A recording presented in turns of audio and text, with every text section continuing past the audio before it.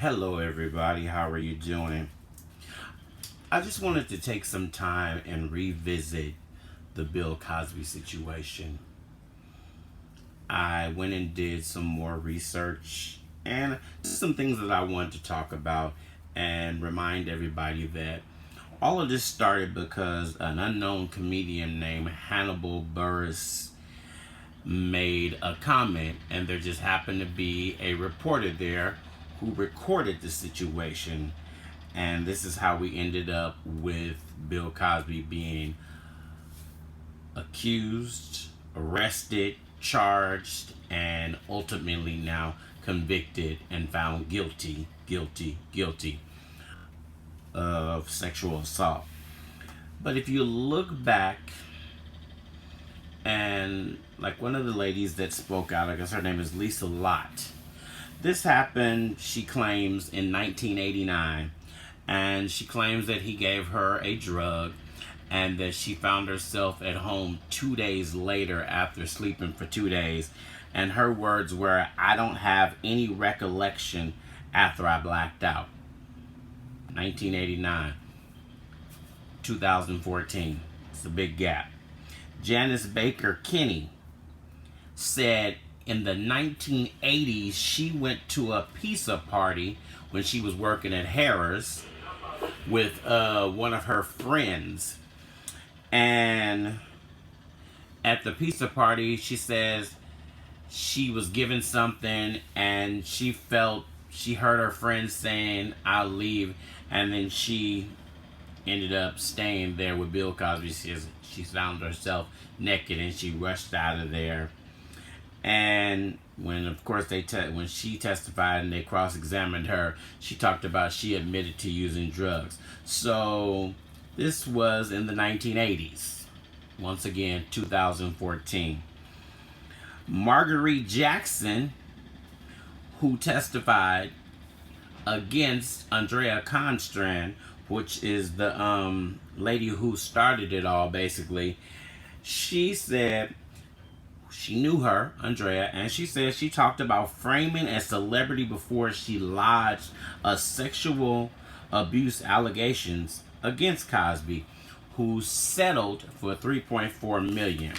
So Cosby has stated, that he gave quaaludes to women who he wanted to have sex with. And this was in the 70s. This was a time when everybody was doing drugs. It was a party time, and it was a party drug.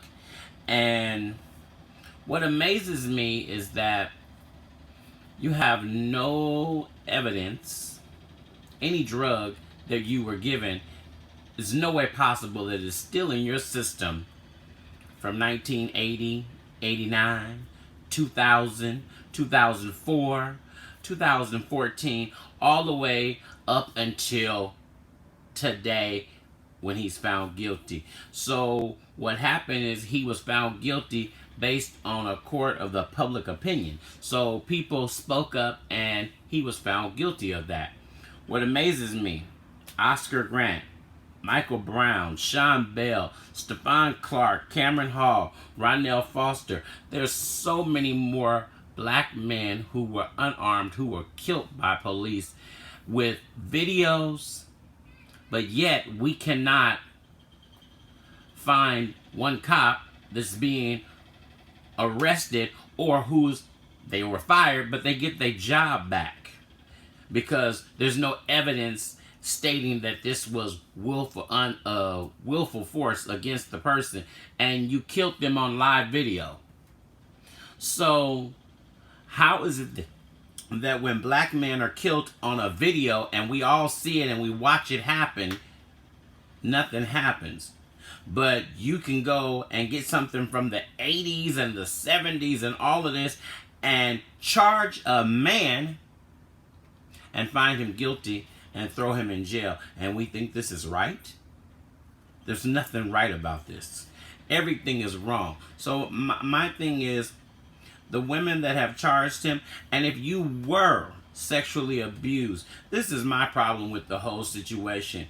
Why are you taking a pill that you know what it does to other people because you weren't new to the drug scene. It wasn't like you were innocent and then be like, oh my God, I've never done a drug before in my life.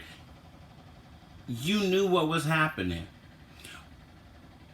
It's mind-boggling that we wait 30 and 40 years to come and say that this man has done something, but you didn't say nothing when it happened. You didn't say nothing 10 years later. You didn't say nothing 20 years later. You didn't say 30 years later. But here we got video, and then we can't even get the people accused by the video. Cops shoot them, bang, and they can't go to jail. It's just, there's a special place in hell for you women who've done what you've done. If you were sexually abused, I am sorry. But those of you who weren't, and you know you weren't, and you just got on it so that you could get some money, there's a special place in hell for you. Sometimes we have to really think about things. And the court of public opinion found him guilty immediately because he was America's dad.